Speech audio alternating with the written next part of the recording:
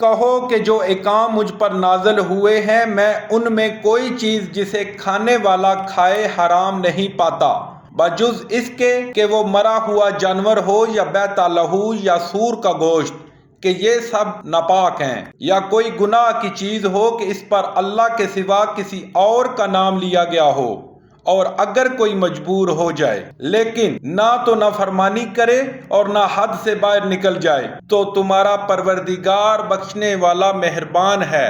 اور یہودیوں پر ہم نے سب ناخن والے جانور حرام کر دیے تھے، اور گایوں اور بکریوں سے ان کی چربی حرام کر دی تھی، سوائے اس کے جو ان کی پیٹھ پر لگی ہو یا اوجڑی میں ہو یا ہڈی میں ملی ہو۔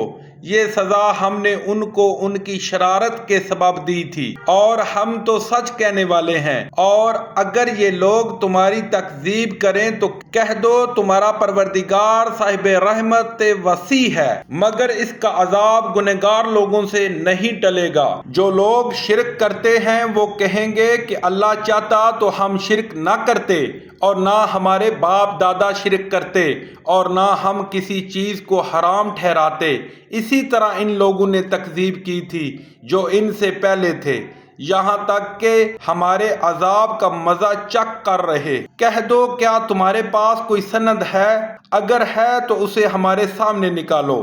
تم محض خیال کے پیچھے چلتے اور اٹکل کے تیر چلاتے ہو۔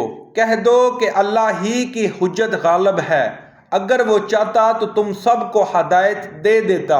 کہو کہ اپنے گواہوں کو لاؤ جو بتائیں کہ اللہ نے یہ چیزیں حرام کی ہیں، پھر اگر وہ آ کر گواہی دیں تو تم ان کے ساتھ گواہی نہ دینا، اور نہ ان لوگوں کی خواہشوں کی پیروی کرنا جو ہماری آیتوں کو جھٹلاتے ہیں اور جو آخرت پر ایمان نہیں لاتے اور بتوں کو اپنے پروردگار کے برابر ٹھہراتے ہیں۔ کہو کہ لوگو، آؤ میں تمہیں وہ چیزیں پڑھ کر سناؤں جو تمہارے پروردگار نے تم پر حرام کی ہیں۔ ان کی نسبت اس نے اس طرح ارشاد فرمایا ہے کہ کسی چیز کو اللہ کا شریک نہ بنانا، اور ماں باپ سے بدسلوکی نہ کرنا بلکہ سلوک کرتے رہنا، اور ناداری کے اندیشے سے اپنی اولاد کو قتل نہ کرنا، کیونکہ تم کو اور ان کو ہم ہی رزق دیتے ہیں، اور بے حیائی کے کام ظاہر ہوں یا پوشیدہ ان کے پاس نہ بھٹکنا، اور کسی جان والے کو جس کے قتل کو اللہ نے حرام کر دیا ہے